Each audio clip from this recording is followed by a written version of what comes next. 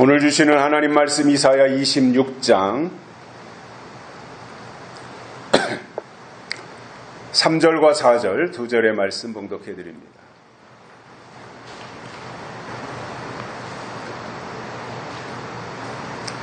(26장) 3절과 4절입니다.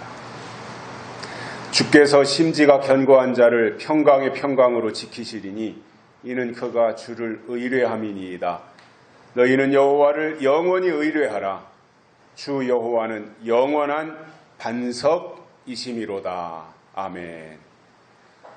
한 주간 동안도 건강하셨습니까? 습하다 보니까 차단기가 내려가서 천정등이 안 들어오고 있어요. 또 반주기도 잘 안 되고 아마 굉장히 습한 모양입니다.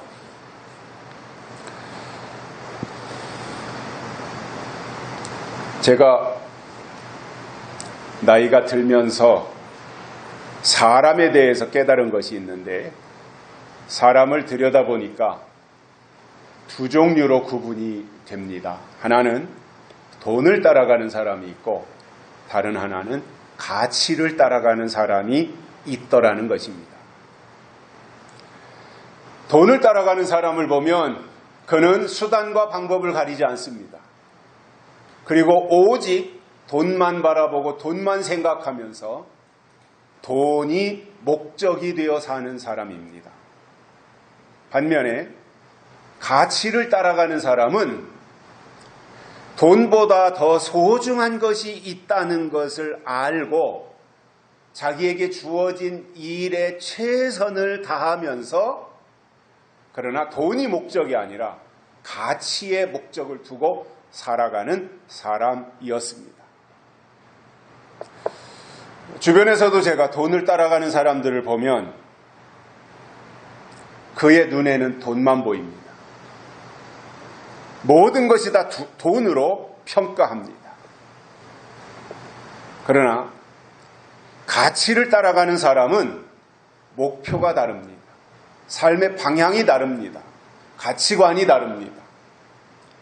그래서 가치를 따라가는 사람은 인생의 목표가 뚜렷합니다.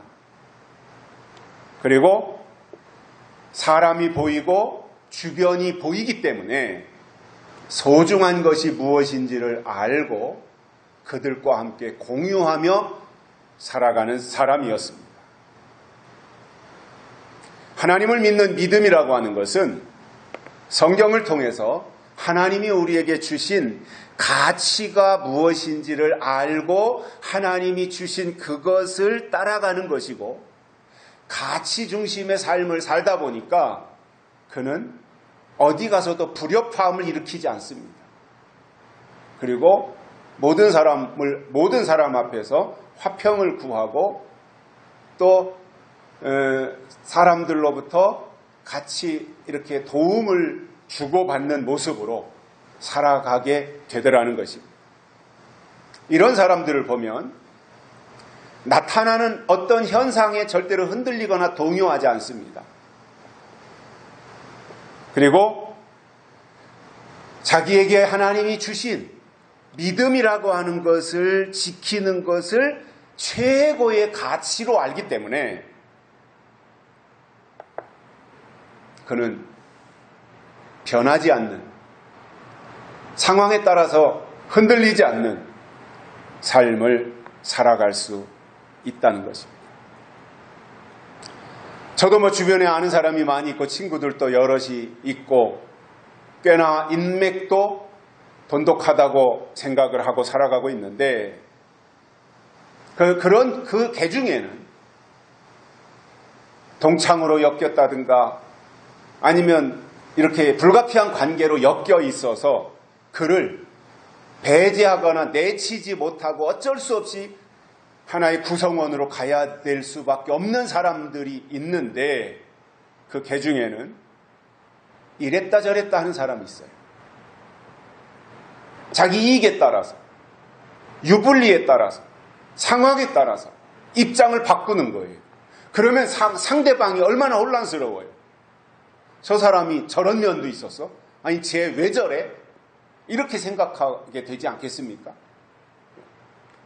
그렇게 하다 보면 관계가 제대로 정상적으로 맺어지지가 않아요.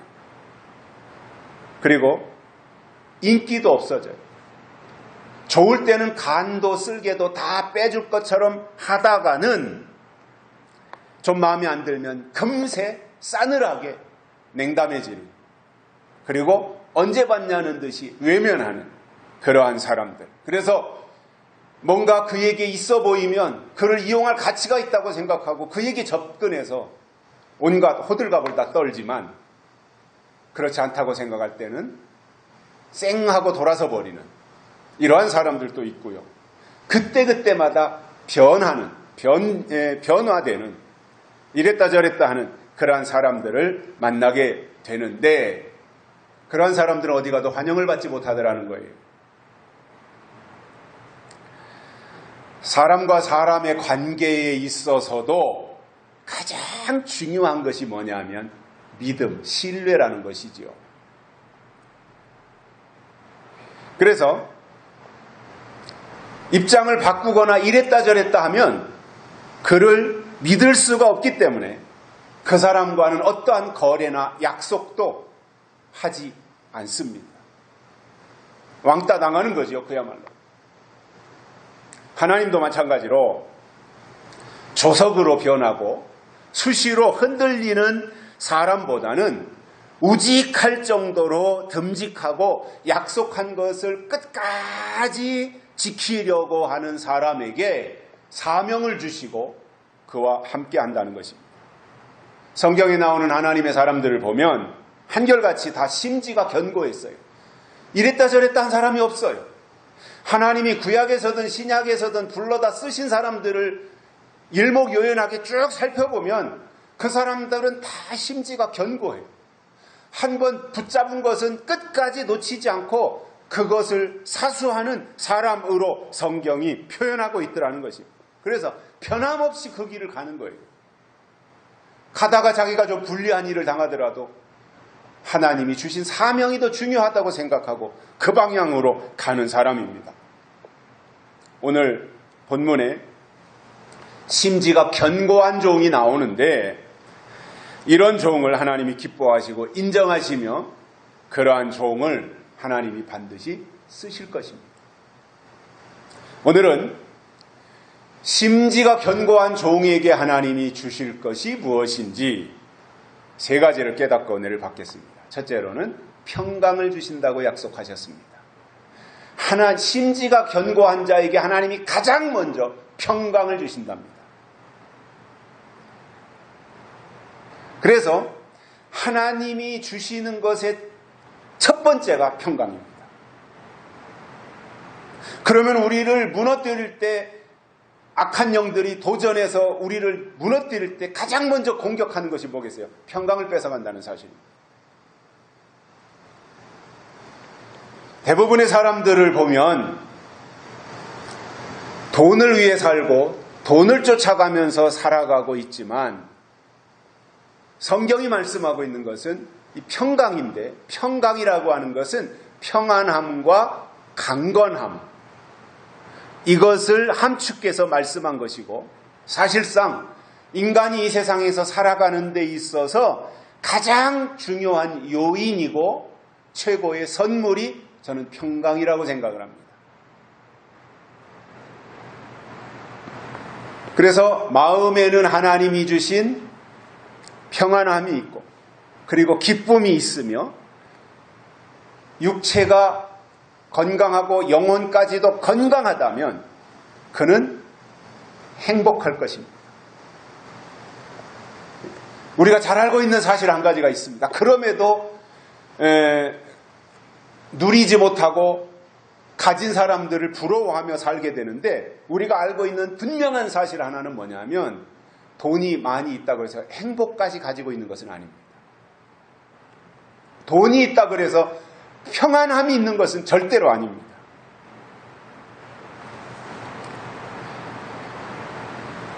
마음이 불안하고 늘 마음이 초조해서 견디지 못해가지고 맨날 약을 먹어야 되고, 몸이 병이 들어서 날마다 골골골골골골 이렇게 살아간다면 그는 행복할 수가 없습니다. 마음은 불안해가지고 불안에 가득 차 있죠. 몸은 병들어서 골골하고 있죠. 거기에 무슨 평안이 있겠으며 행복이 깃들 수가 있겠습니까? 온 세계가 지금 2년 넘게, 2년 반이 좀 더 지나가는 것 같은데 이 코로나 사태가 진행이 되면서 아마 대부분의 모든 사람들이 공통적으로 느끼면서 정말 소중한 것이 무엇인지를 생각한 것이 있다면 아마도 그것은 마음의 평안함과 육체의 강건함이라고 저는 생각을 해요.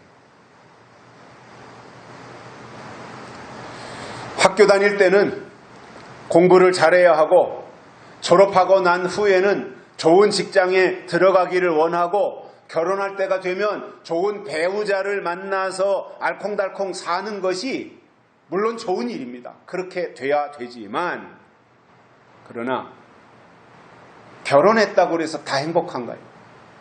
행복하기 위해서 결혼을 했는데 결혼하고 나서 다 행복한가요?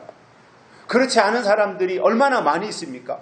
우리가 살고 있는 이 세상, 우리와 엮여있는 많은 사람들을 볼 때 그렇지 못한 사람들을 너무나 많이 보게 되는데 그러한 것을 놓고 볼 때 정말 우리에게 중요한 것이 무엇인지를 선택하라고 한다면 그것은 평안과 건강에 있을 것입니다.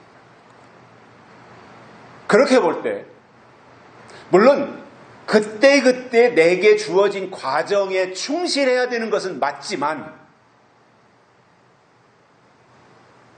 그러나 지나놓고 보면 공부 잘하는 것보다 인물이 잘나고 예쁜 것보다 돈이 억수로 많은 것보다 정말 필요하고 중요한 것은 평강이고요.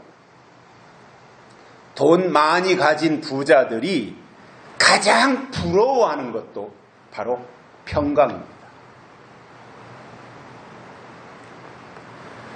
그럼에도 사람들이 얼마나 어리석은지 젊어서는 친구들과 어울리며 몸이 망가지는 줄도 모르고 날마다 곤드레만드레 술에 취하고 담배에 쪄들고 마약까지 서슴없이 일삼고 그러면서 몸을 망가뜨리는 일에 돈을 낭비하고 시간을 허비한다는 사실입니다.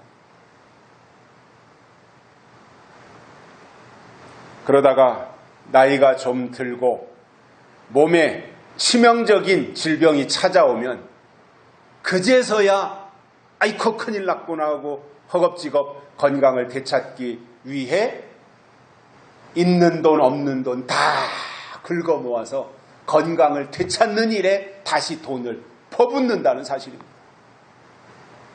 젊어서는 몸을 망가뜨리기 위해서 돈을 쓰고 나이가 들어서는 그 망가진 건강을 그제서야 되찾기 위해서 돈을 낭비한다는 사실. 얼마나 어리석은 일입니까 이게.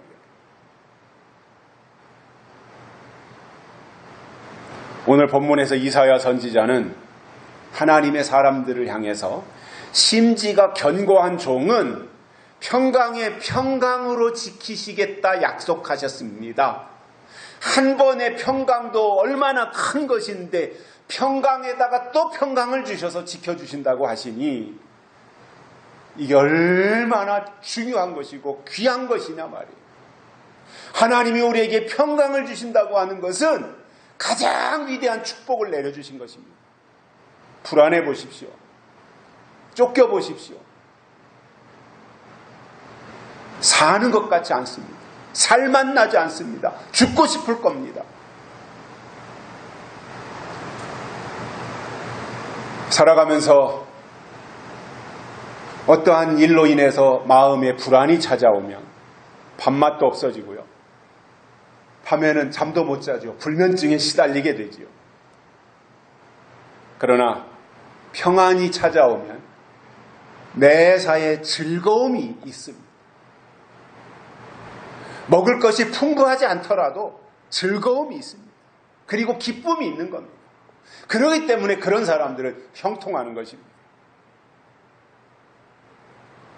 마음에 평안이 있고 기쁨이 있고 즐거움이 있으니 그 마음 자세를 가지고 일하니 형통할 수밖에 없지 않겠습니까? 나를 넘어뜨리려고, 나를 고꾸러뜨리려고 원수들이 왔다가도 내게 하나님이 주신 평안이 있고 평강이 있어서 그것으로 적절하게 대응하고 조치를 하다 보니 상대방도, 나를 고꾸러뜨리려고 왔던 상대방도 한 길로 왔다가 7길로 도망갈 수밖에 없지 않겠습니까? 평강의 사람을 누가 이길 수 있겠습니까? 하나님이 함께하는 사람을 누가 이길 수가 있겠습니까? 요한계시록이라고 하는 성경은 매우 중요한데 그동안 계시록을 증거한 사람들은 참 많이 있었습니다. 특히 우리가 흔히 이단이라고 말하는 그러한 집단에서 계시록을 많이 이용을 했습니다.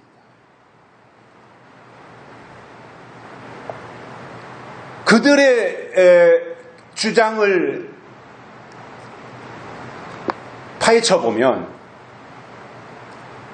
대다수 그동안의 계시록을 말했던 사람들의 핵심 주장들이 몇 가지가 있는데 그 중에 하나가 휴거입니다. 휴거를 주장합니다. 또 환난을 말합니다. 물론 계시록에 있는 내용입니다. 계시록에 있으니 얼마든지 증거해야 되고 증거할 수 있습니다.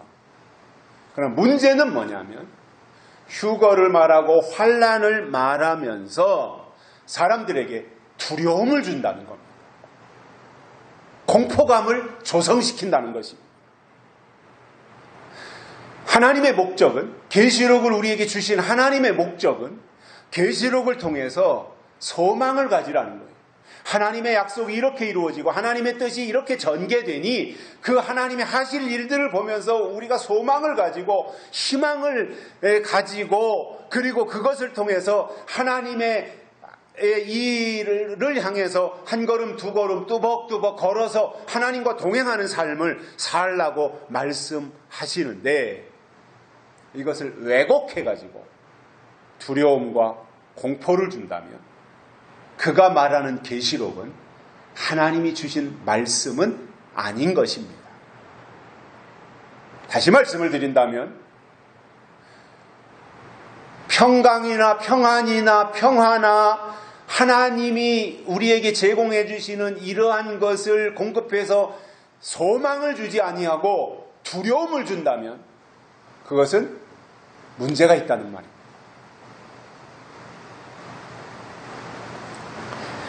히브리 사람들이 날마다 사람들을 만날 때마다 했던 인사는 샬롬입니다.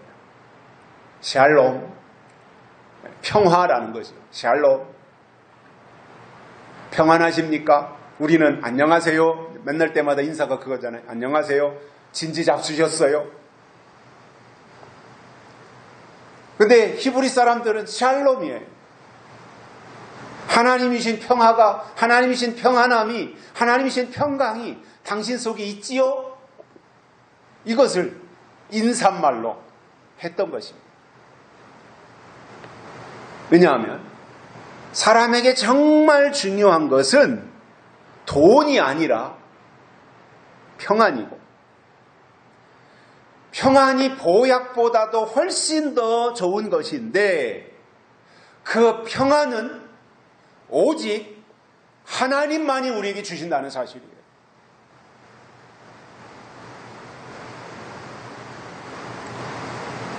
그러므로 하나님을 말하고 요한계시록을 설명하면서 평안이 없이 두려움으로 가득 채워져 있다면 그것은 하나님이 주신 것이 아니라는 증거인 것입니다.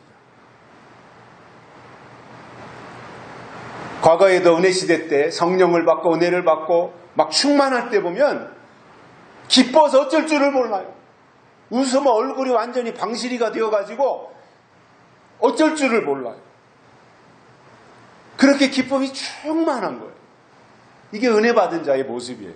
은혜 받았다고 하면서 얼굴이 마귀 얼굴을 하고 있다든가 인민군 사촌의 얼굴을 하고 덤벼든다면 그것은 하나님의 은혜가 아닌 거지요.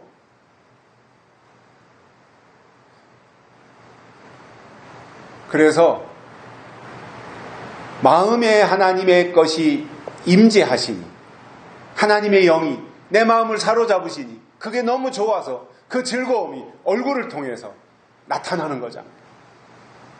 그리고 그의 입에서는 자기가 만난 예수를, 자기가 받은 성령을 말할 수밖에 없잖아요. 그런데 막 짜증을 부리면서 소리치면서 왜 이것을 안 받아들이냐고, 나는 받았는데 너는 왜 그 모양이냐고 막 핀잔하듯이 상대방을 욱박지르면서 한다면 그것도 하나님의 방법이 아니라는 거예요.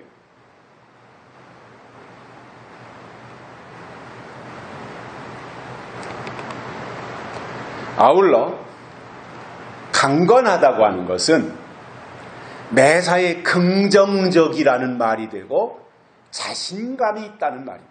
건강하면요, 자신감이 있어요.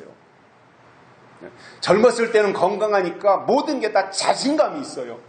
무슨 일을 해도 힘도 있고 하니까 못할 게 없다고 생각하고 자신감이 있는 거예요. 그런데 점점 나이가 들어가면서 자신감이 떨어지지요. 그냥 안정적으로 가려고 하는 마음이 더 커지는데, 강건하다고 하는 것은 긍정적이면서 자신감을 가지게 되는 것이고, 다윗이라고 하는 소년이 골리앗 앞에 나갈 때 전혀 그가 골리앗이라고 하는 구척 장신, 아니 팔척 장신, 그 앞에 쬐깐한 소년 다윗이 다가가면서 전혀 그가 주눅들지 않았던 이유는, 다윗은 몸과 마음이 강건했고 영혼까지도 하나님이 다스리셔서 강건했기 때문에 그랬습니다. 골리앗을 두려워할 이유가 없어요. 골리앗을 공포스럽게 생각할 이유가 없어요. 왜냐? 다윗의 마음속에는 하나님이 나와 함께 하시다고는 임마누엘의 생각으로 가득 채워져 있었기 때문에.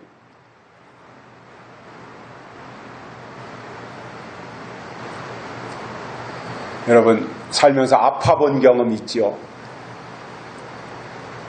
또 지금도 여러 가지 몸이 불편하신 분들도 계실 겁니다. 또 유튜브를 통해서 말씀을 듣고 계신 분들 중에는 큰 병을 수술하신 분들도 계실 거고요.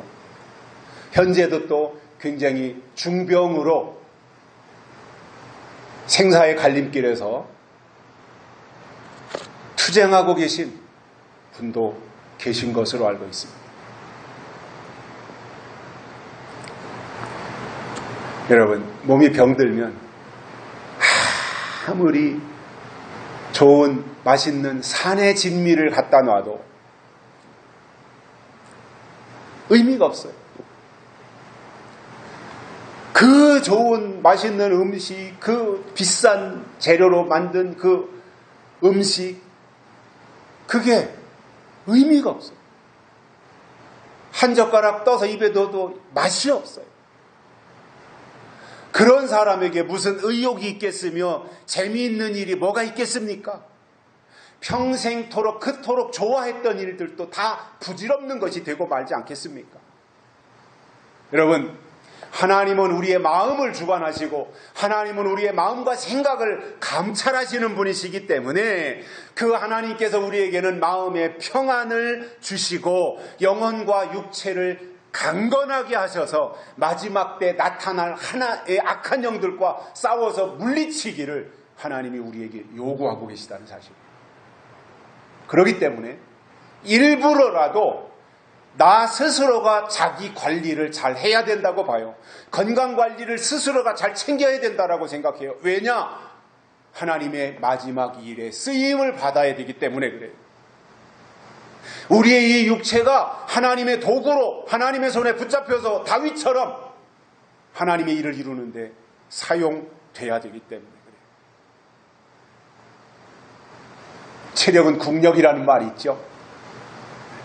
그래서 국가가 국민들을 향해서 체력을 단련하라고, 체력이 국력이라고, 운동을 하라고 이렇게 요구를 합니다. 지금은 어떤지 모르겠습니다만 저희가 초등학교 다니고 중고등학교 다니고 할 때는 4교시 끝나면 점심시간인데 점심 먹기 전에 학교 운동장에 가서 체조를 시켰어요. 얼마나 하기 싫었던지 그게. 그러니까 나가서 뭐 초등학교 때는 남녀공학이니까 같이 운동장에 나가서 각 반별로 거기서 이제 서로 손잡고 뺑뺑 돌면서 이제 댄스도 하고 그러거든요. 중고등학교 가서는 이제 맨손 체조하고요. 국민보건체조라 그랬나요? 건강체조라 그랬나요? 그거 하고. 그게 다 뭐였냐면 건강하도록 하기 위한 시도였던 것입니다. 그래서 우리가 이 땅에서 누릴 수 있는 최고는 마음의 평안과 육체의 강건함에서 나오는 것이다라는 거예요. 계시록 1장 5절에 보면 은혜와 평강이 너희에게 있기를 원하노라. 계시록을 말씀하면서도 평강을 설명하고 있다는 거예요. 물론 평강은 영적인 평강이 중요하지만 그렇다고 육신이 병들고 찌들고 망가질 대로 다 망가지고 거룩한 것이 뭔지 속된 것이 무엇인지조차도 분별하지 못하고 만신창이가 되었는데 영이 건강할 수 있겠습니까? 영의 평강이 깃들 수 있겠습니까? 물론 몸이 병들어도 영적인 생활을 할 수 있어요. 몸이 병들어도 하나님과의 관계를 유지하는 데 문제는 없는 건 맞아요. 그러나 육체가 건강한 육체에 하나님의 영이 거할 때 더 효과적으로 하나님의 일을 이루어낼 수 있다라는 겁니다. 저희 아버지를 모두 잘 아시는데 제 아버지는 성경 연구하는 것과 기도하는 것이 취미였고 특기셨습니다. 다른 건 할 줄 몰라요. 기도하시는 것과 성경 연구하시는 평생을 그렇게 사셨는데 말년에 몸에 중병이 드니까 그걸 못 하시는 거예요. 그토록 소중히 여기셨던 그것을 못 하시더라고요.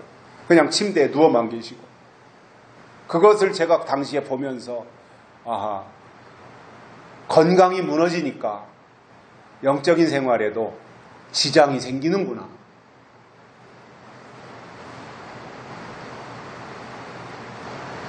물론 욥과 같이 연단이나 단련의 시간 있을 수 있습니다.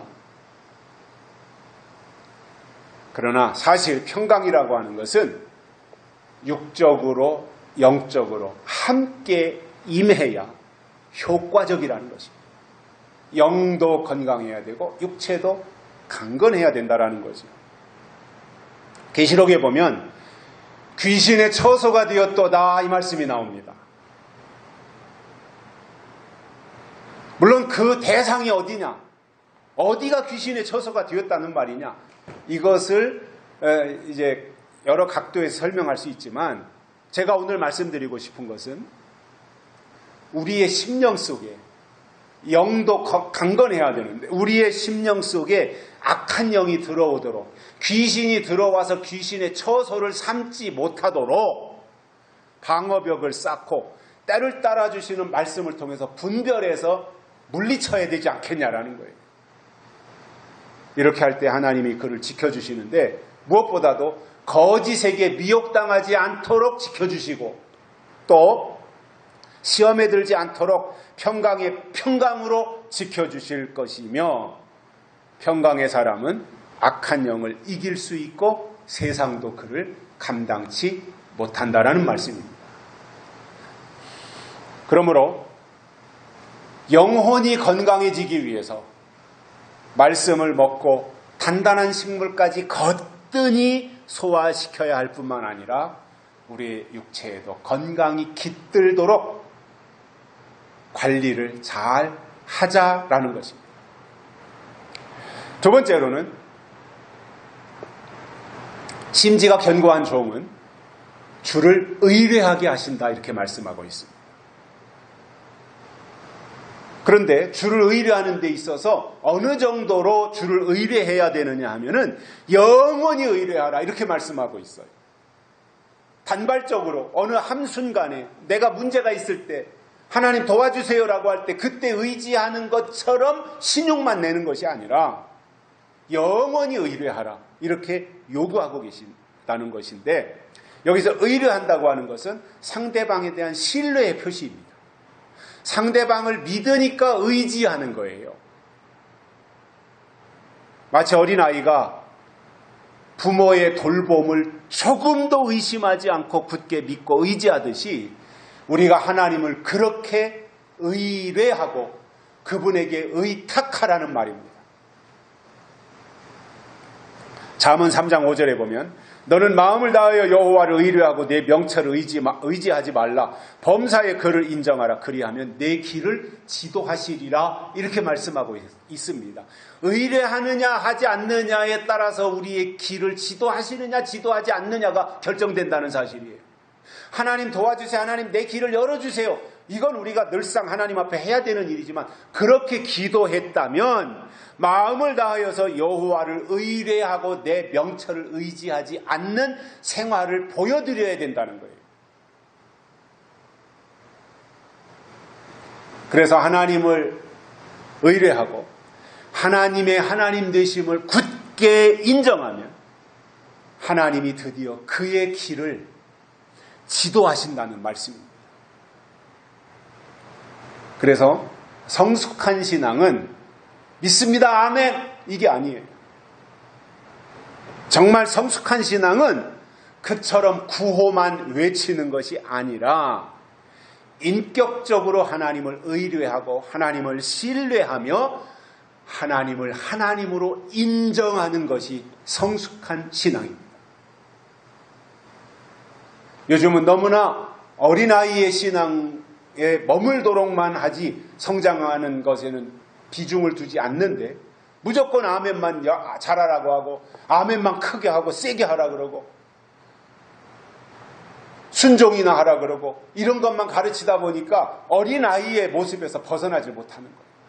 그런 인격적인 하나님을 어떻게 만날 수 있겠습니까? 인격적인 하나님을 어떻게 의뢰할 수 있고 그를 신뢰할 수 있겠냐는 거예요. 유다의 총독이었던 스룹바벨은 극도로 어려운 상황에서 주변 환경을 보거나 사람을 의지하지 않고 하나님을 의뢰하는 모습이 등장합니다. 바벨론에서 70년 포로 생활을 청산하고 이스라엘에 돌아와 보니 그처럼 아름답게 지었던 성전이 다 무너진 거예요. 그러면 바벨론의 포로로 잡혀갔던 사람들이 다 이제 70년 만에 본국으로 돌아온 거잖아요. 그러면 사람들이 뭐부터 하겠어요? 자기 집부터 짓는 거예요. 그래서 다른 사람들은 다 자기 집을 짓는데 스룹바벨은 성전부터 지어야 된다. 하나님의 전부터 건축해야 된다. 그 마음이 생겨서 앞장서서 성전을 재건하기 시작합니다. 그러면 평상시 같으면 어디 가서 도와달라고 요청도 할 수 있는데 포로 생활에서 돌아왔어요. 70년 포로 생활. 그러니 그들에게 남아있는 게 뭐가 있겠어요? 아무것도 없어요. 그런데 그 상황에서 스룹바벨이 성전을 재건하자고 앞장섰을 때 지지하고 따를 사람들이 있었겠습니까? 스룹바벨이 그것을 기대할 수 있었겠습니까? 다 자기 집 짓느라고 바쁘고 무너진 돌멩이, 흐트러진 돌멩이 갖다가 집을 쌓고 뭐 판잣대기 널빤지 있으면 그거 갖다가 집에다 붙이고 해서 자기네 살 공간을 만들기에 분주한데, 스룹바벨이 성전 지읍시다 할 때 나와서 성전 짓는 일에 흔쾌히 수락하고 동참을 했었겠냐 말이에요.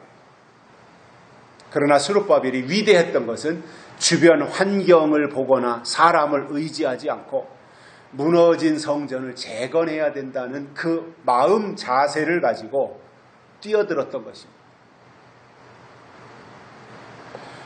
그런데 이 스룹바벨에게 있어서 특이한 점이 한 가지 있어요. 성전을 건축한다면 아니면 자기 집을 짓는다면 망치라도 하나 들고 있다든가 톱자루라도 하나 들고 뭐 뚝딱거린다든가 이러면서 이제 해야 되는데, 스룹바벨은 성전을 건축합시다 라고 말을 하는데 자세히 살펴보니 그의 손에는 다림줄이 잡혀 들려 있더라는 거예요. 다림줄이. 수직을 보는, 수직이 곧고 반듯한가를 보는 다림줄이 스룹바벨의 손에 있는 것을 하나님이 발견하신 거예요. 아니 그 다림줄이 무슨 재료가 있을 때 다림줄도 필요한 거 아니에요? 못을 받고 뚝딱거릴 망치라도 손에 잡고 있어야 한 칸 한 칸 쌓아가면서 다림줄로 이게 수직이 제대로 잡혀 있나 이걸 보는 거 아니에요? 근데 아무것도 없는 상황에서 다림줄을 잡고 있는 스룹바벨의 모습을 하나님이 기이하게 보신 겁니다. 스가랴 4장 10절에 보면 스룹바벨 손에 다림줄이 있는 것을 보고 하나님이 기뻐하셨다 이렇게 말씀하고 있습니다. 무슨 얘기냐면 이게 하나님의 전을 건축할 때 또는 하나님의 일을 할 때 돈이나 아니면 물질이 재물이 중요한 것이 아니라 다림줄이 중요하다고. 하나님 앞에서 얼마나 고드냐, 수직이 얼마나 잡혀 있느냐, 기준이 얼마나 제대로 돼 있느냐 이것을 볼 수 있는 다림줄이 금은 보화보다 더 우선이고 중요하다 그 말이에요. 사람들은 성전을 재건하자고 하면 아이 무슨 벽돌이 있길 한가 다 무너졌는데 이거를 어떻게 다시 재건하냐 이렇게 핑계를 댔을 겁니다. 아무것도 마련되지 않은 상황에서 스룹바벨은 이 다림줄 하나 가지고 하나님 앞에 인정을 받았던 것입니다. 아, 너는 자세가 돼 있구나. 아, 너는 기준이 하나님 앞에 바로 서 있구나. 하나님은 다림줄을 보셨다 이거예요. 오늘 우리도 하나님 앞에서 심지가 견고하다면 이 시대에 하나님이 주시는 기준이 되는 말씀이 우리 안에 있어야 된단 말입니다.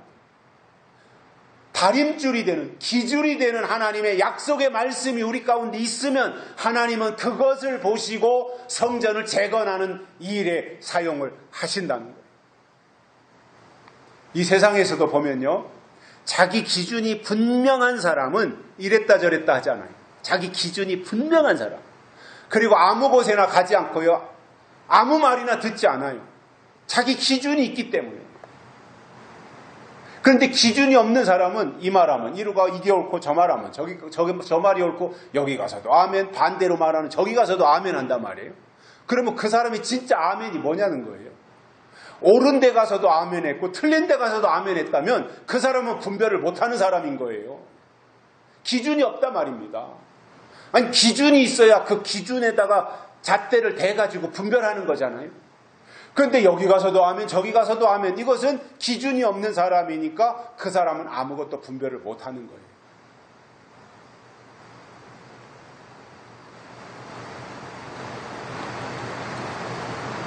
여기서 기준이라는 것은 넓은 의미로는 하나님의 말씀인 성경이에요. 좁은 의미로는 앞으로 이루어질 요한계시록이에요. 그게 기준이 돼야 된단 말이에요. 그래서 믿음이라고 하는 것은 매사에 하나님 중심으로 하나님께 기준을 두고 사는 사람이고, 이러한 사람은 하나님을 의뢰하기 때문에 하나님도 그와 함께 하신다는 것입니다. 그러나 자기가 똑똑한 줄 알고 제잘난 맛에 산다면 하나님이 그를 절대로 도와주실 이유가 없는 겁니다. 자기가 그렇게 잘나가지고 똑똑한데 하나님이 왜 그를 도와주시겠습니까? 하나님은 우리가 전적으로 하나님을 의뢰하고 그리고 모든 것을 하나님 앞에 맡기기를 원하시고, 그렇게 한다고 하는 것은 그의 마음이 하나님께 가 있다라고 하는 것을 보여주는 것입니다. 그래서 하나님이 진짜로 우리에게 원하시는 것은 돈이나 봉사나 물질이나 이런 것이 아니라 하나님을 향한 사모하는 마음을 하나님이 우리에게 요구하시는 거예요. 여러분, 세상에서도 사모하면 만나고 싶고 가까이 하고 싶어지고 모든 것을 다 맡기고 의뢰하고 싶어지는 거예요. 정말 사모하면 그런 거예요. 그렇다면 자기가 앞장서서 무언가를 하려고 할 것이 아니라 전적으로 하나님을 의뢰하고 하나님을 신뢰하면 하나님은 그의 앞길을 인도하신다는 말씀입니다. 세 번째로는 영원한 반석이 되신다 이렇게 말씀하셨어요. 마태복음 7장에 보면 예수님은 지혜로운 사람의 집과 어리석은 사람의 집을 설명하는 내용이 나옵니다. 지혜로운 사람은 어떻게 집을 지었고 어리석은 사람은 어떻게 집을 지었는가 그 설명이 나오는데 예수님이 보실 때 지혜로우냐 어리석으냐는 학벌이 얼마나 좋으냐 직업을 어떤 좋은 직업을 가지고 있느냐 이런 것이 아니라 그가 집을 짓는데 반석 위에 지었느냐 아니면 모래 위에 지었느냐 이것으로 판가름 난다는 것입니다. 어차피 장마가 오고 아니면 홍수가 나면 두 집에 똑같이 영향을 미친다는 거예요. 그때 비참하게 그 집이 무너지느냐 아니면 견고하게 그대로 남아있느냐 하는 것은 얼마나 많은 돈을 주고 비싼 건축 자재를 사다가 근사하게 집을 지었기 때문이 아니라 어디에다가 집을 지었느냐 이게 더 중요하다는 말이에요. 어떤 재료로 지었느냐 이것보다 어디에다 지었느냐 이게 더 중요하다는 거예요. 어디에다 지었느냐 즉 내 위치가 어디냐 이거예요. 우리는 위치의 문제입니다. 신앙이라는 것은 위치를 어디에다 둘 것이냐 이거예요. 떨어진 별에 속한 위치가 될 것이냐 하늘에 속한 별의 위치가 될 것이냐. 그래서 믿음이 뭐냐면 하나님이 우리에게 주신 위치를 지키는 것이 믿음인 거예요. 어리석은 사람, 지혜로운 사람 위치가 어디냐는 거예요. 모래 위냐 반석 위냐 이것이 그의 집을 결정하는 것이지. 여러분 아무리 이태리 대리석을 수입해다가 근사한 집을 졌는데 그 기초가 모래 위였다면 홍수가 나고 창수가 날 때 그 비싼 대리석 집 다 무너지지 않겠습니까?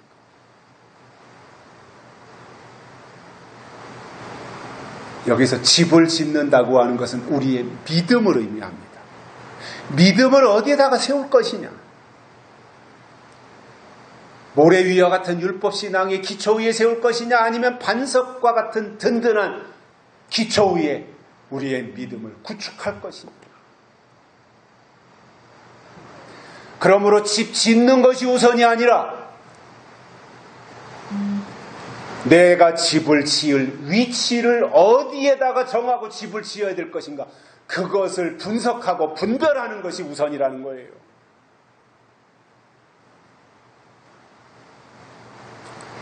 마태복음 16장 18절에서 예수님은 베드로를 향해서 이렇게 말씀합니다. 너는 베드로라. 내가 이 반석 위에 내 교회를 세우리니 음부의 권세가 이기지 못하리라. 베드로의 위에 베드로를 반석으로 만드셔서 내 집을 하나님의 성전을 건축하시겠다. 교회를 세우시겠다. 이렇게 말씀하셨습니다. 그리고 고린도전서 10장 4절에서 바울은 반석은 곧 그리스도시라 이렇게 말씀했습니다. 하나님은 베드로의 신앙 고백 위에 교회를 세우시는데 이러한 교회는 음부의 권세가 침범했다가도 이기지 못하고 도망갈 것입니다. 왜냐하면 그 이유가 뭐냐면 반석은 곧 그리스도이시기 때문입니다. 잠언에 보면 사반이라고 하는 매우 작고 연약한 동물이 등장합니다.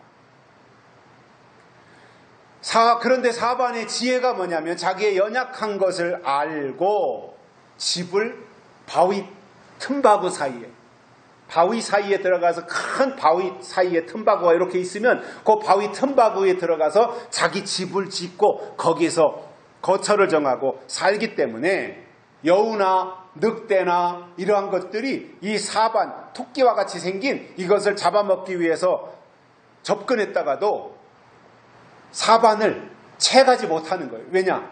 바위 틈바구 속에 있기 때문에. 사반은 연약한데 상대를 공격할 뿔도 없고 발톱도 없는데 자기의 연약함을 알고 사반은 바위 틈바구에다가 집을 지어서 바위로부터 보호를 받는 동물이 사반이라는 것입니다. 우리도 그렇습니다. 보잘것없고 연약하기 때문에 늘 악한 영들로부터 공격을 받을 수 있지만 그때 반석 대신 그리스도를 우리의 거처로 삼으면 안전하다는 말입니다. 하나님이 심지가 견고한 종을 위해서 영원한 반석이 되어주시는 것은 하나님이 예비하신 의로운 나라에 들어가도록 하기 위해서라고 이사야 26장 2절에서 말씀하고 있어요. 의로운 나라에 들어가도록 하기 위해서. 여기서 의로운 나라라고 하는 것은 세상 나라가 아닙니다. 세상에 있는 모든 나라는 200 몇십 개 되는 나라가 세계에 있는데 세상에 있는 모든 나라는 의로운 나라는 하나도 없습니다.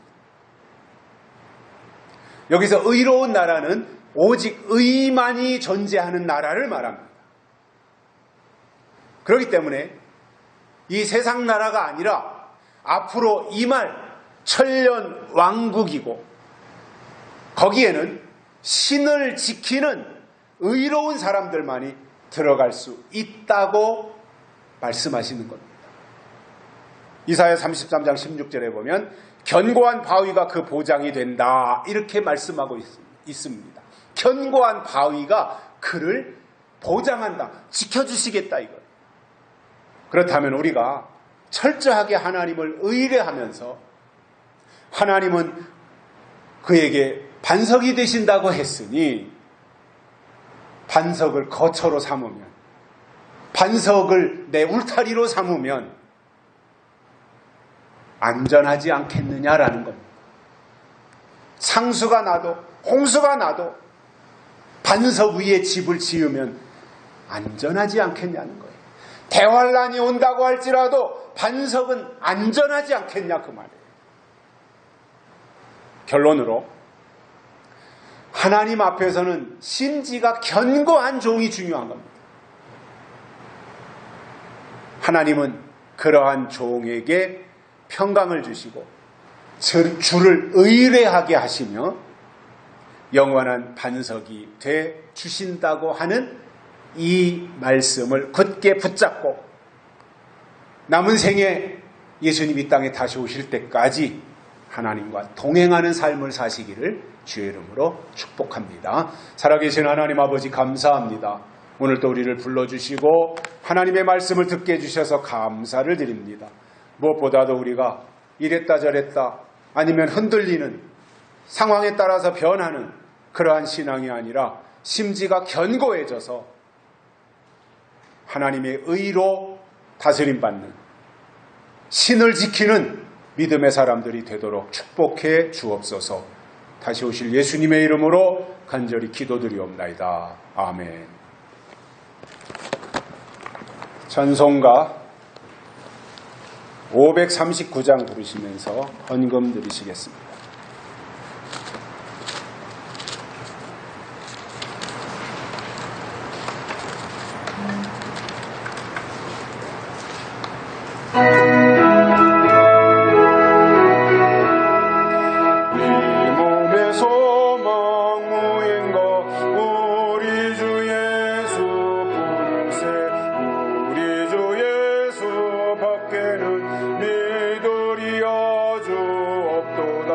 굳건한 반석이시니